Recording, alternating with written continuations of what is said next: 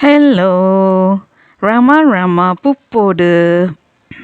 Hi, hope all are in good health, feeling wonderful, great, relaxed, peaceful, and happy always.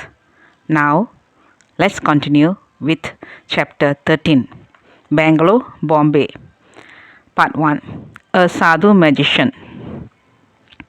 In due time, the party reached Bangalore and for the first day stopped at Bhavani Shankar Rao's house at Malleshwaram. Ramdas requested Bhavani Shankar Rao to arrange for him a separate dwelling place for their stay.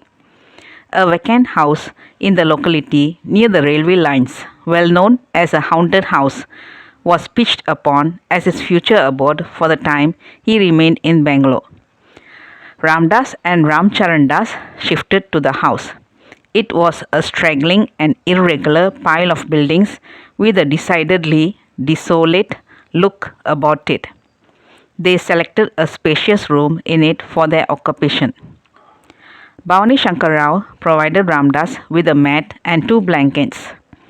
The season was cold. Ramcharandas also settled down beside Ramdas to his left. Ramcharandas had the tiger skin always with him. In the wanderings through the villages of Sholapur, he had not failed to offer Ramdas the full use of it. Wherever he rested or slept, it was on the skin. Here, as well, he laid the skin on the blanket, spread out on the floor for Ramdas.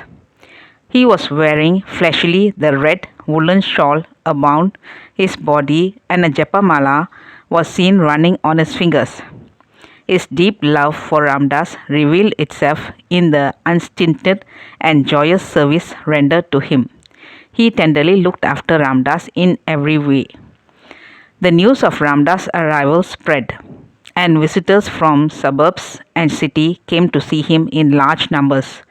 For bath and midday meal, he had to go to Bhavani Shankar Rao house where he was bathed with a particular love and care by Sadashiva Rao, brother of Bhavani Shankar Rao.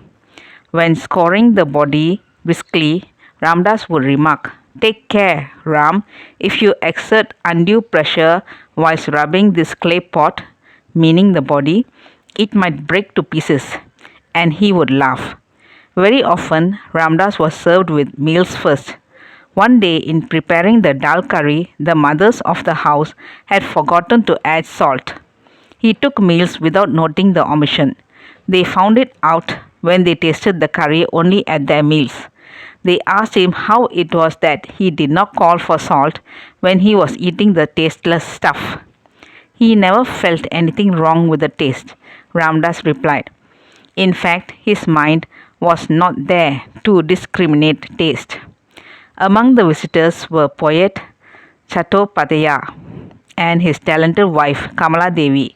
They brought with them many of their friends, among whom were a senior wrangler and his devout mother. The poet quoted Ramdas' society frequently and for long hours. Being the votary of the goddess of emotion and beauty, he was by nature affectionate and loving. Ramdas enjoyed his company immensely. One evening, in the course of a talk with Ramcharandas, Ramdas discoursed upon attachment and sense of possession. Attachment to things is the source of fear and anxiety, the destroyer of peace. The sense of possession is responsible for the restless nature of the mind, and so it refuses to be concentrated upon the absolute truth of your being. Give up, therefore, attachment to the objects you have with you. Possess things, but do not be possessed by them. Whenever you accept presents, take it that the Lord Himself gives you the things, and the moment on occasion comes when you have to part with them, give them away with as much delight as when you received them. Understand that you are only returning them to Him who gave you. In the same light, consider every gain and loss. The Lord gives and the Lord takes away. At noon the next day, Ramcharandas said, "Swamiji, I wish to buy some religious books in Canaris, and I intend going to the city for the purpose. All right, Ram. Ramdas agreed. But return soon and see that you do not stay away for the night. He knew that Ramcharan Das owed some money, of which he had made Bhavani Shankar Rao's mother the custodian. He went to the city, which lay about 2 miles from Malleshwaram. On his way back from the city, while nearing Malleshwaram, Ramcharan Das came across two sadhus on the main road. They told him that they had nothing to eat from morning and would feel obliged if he could help them with a 4 anna bit. Although the amount that he had taken to the city was all spent, he had still money in reserve with Bhavani Shankar Rao's mother. So he promised the sadhus that he would meet their demand if they followed him. In the first place, he suggested to the sadhus, "You would do well to have the darshan of a Mahatma residing in this neighborhood. I will get you his darshan, and then shall look to it that you are paid the money promised." The sadhus agreeing, he came direct to Ramdas with them at his heels. He ran to him in advance, announcing, "Swamiji, I have brought two sadhus for your darshan," and rubbed his hands with glee. "Very good, Ram," Ramdas replied. The sadhus entered the room. Ramdas requested them to be seated on the blanket occupied by him. It appeared from the respective ages that one was the Guru and the other his chela. The older one was a man of middle age, dark, stout, and well built. He advanced and sat down close to Ramdas on the rug, while the younger man sat on the floor at a respectable distance. Ramcharan Das occupied his own seat. A closer scrutiny of the sadhu seated beside Ramdas disclosed further particulars of him. He had a short and thick black beard and dense mass of well-combed hair on his head, clipped to the shoulders, on which it rested in curls. His face was of a manly cut, having strong and rough features. He wore a tight, short, half-arm jacket. His body was solid and muscular. Around his neck was a thick red string with a single rudraksha in the center. From this neck chord was hanging down a tiny bottle suspended by a string. His wrists were bangled with iron wire rings. He spoke with a peculiar intonation from which it was evident that he was native of Tamil country. Act 1. Now the sadhu, beckoning Ramcharan Das to his side, said, "Get me a dry blade of straw." Ramcharan Das went out and fetched the straw he wanted. Taking it from him, the sadhu broke it into small pieces with his fingers and asked Ramcharan Das to open his mouth. Ramcharan Das obeyed, and the sadhu threw the bits of straw into his wide open mouth. But the strange thing that happened was that they turned immediately into cloves. "Now let me have some loose earth," he asked next. Ramcharan Das immediately got him some. Taking a handful of the earth, he again called Ramdas to open his mouth, which he did. The sand was shoved into his mouth, and Ramcharan Das was cheerfully exhibiting a lump of sugar in it. But his cheerfulness was not to last long, as the ensuing events would presently show. The magical performance was over. The sadhu, turning to Ramdas, said, "You appear to be greatly emaciated. Look at me, how strong and healthy I am. I would you were also like me. I can make you stout and vigorous. What do you say?" "Maharaj," Ramdas replied with folded palms, "Ramdas is perfectly satisfied with his present physical condition. God has made him what he is, and he does not desire anything else." "No, no," he put in. "You must grow stout. No good to remain as you are." Saying thus, he removed the tiny bottle hanging on his neck and poured out of it small quantity of ashes on his right palm, and cried in a voice of command, "Well, open your mouth." Ramdas had to yield. The ash instantly found a place inside his mouth. "Swallow it," was the next fiat. Ramdas swallowed.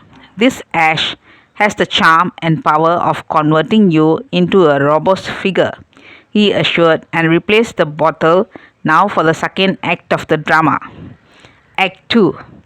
The cold being severe, Ramdas was made to wear the woolen cap and had his body covered with a blanket. The Sadhu demanded the cap. Ramdas, removing it from his head, handed it over to him. When he tried to put it on, he discovered that it was too small for his head and would not fit in. The size of his head being much larger than Ramdas, he returned the cap, exclaiming, "This won't do." Now he called for the kambal that covered Ramdas. Promptly it was put in his hands. On examining, he found that it was not only coarse and thick but also unwieldy in size. He threw it back. Then the Sadhu's eyes rested on the tiger's skin, his fingers feeling its smoothness. Now a glance at Ramcharandas showed an anxious look on his face. "This is a very nice skin," the Sadhu remarked, and tugging at it, said, "Let me examine it properly." Ramdas got up and allowed him to draw it towards him. A smile of approval flitted across his face. "Here," he called his chela, "take it. You may fling it across your shoulders. It is so light and soft." Ramcharandas' face was now quite a study. It was so deadly pale. Then the Sadhu's eyes turned round to Ramcharandas. He did not care to notice the pallor and despair of his visage. The Sadhu's next object of attraction was Ramcharandas' red and lustrous shawl, on which he gazed with a steady and intense stare. Ramcharandas was not slow to understand. He knew what was coming. He thought it fit to surrender up the shawl before the Sadhu asked for it. Instantly unwinding it off his body, Ramcharandas, like a good and obedient boy, placed the shawl in front of the Sadhu. The Sadhu appreciated Ramcharandas' power of insight. The shawl met the good fortune of grazing the other shoulder of the Sadhu's chela. The distraction of the moment had made Ramcharandas drop down the jabamala of shining black beads near his asan, and it became the Sadhu's next object of interest. It must be said here to the Sadhu's credit that he was a man of taste. Nay, he was a consummate artist. Without ceremony, there was none necessary. The Sadhu took the japamala from the floor and spread it out with his both hands. A moment more and it was round his neck, hanging gracefully on his broad chest. With a wide grin, he looked at himself self-complacently and felt satisfied. Now the third act and crowning act of the drama. Act 3. Ramcharandas had promised the Sadhu 4 annas. It was time to call for it. Being reminded by him of it, Ramcharandas said, "Maharaj, the money is in the keeping of a mother who lives about a furlong from here. I have to obtain it from her." "No fear," replied the Sadhu encouragingly. "You may go and fetch it. I can afford to wait here until you return. I don't at all mind the trouble. Do go at once, my boy." Ramcharandas started and hastened, only to return within 10 minutes. Indeed, he must have run fast, to and fro, clutching in his hand a small meshed pouch of twine which contained all his wealth. Sitting in front of the Sadhu, Ramcharandas opened the purse and, turning it upside down, rolled out the contents, producing a jingling sound. One after the other, the coins dropped down on the floor. 4 silver rupees and a 4 anna coin.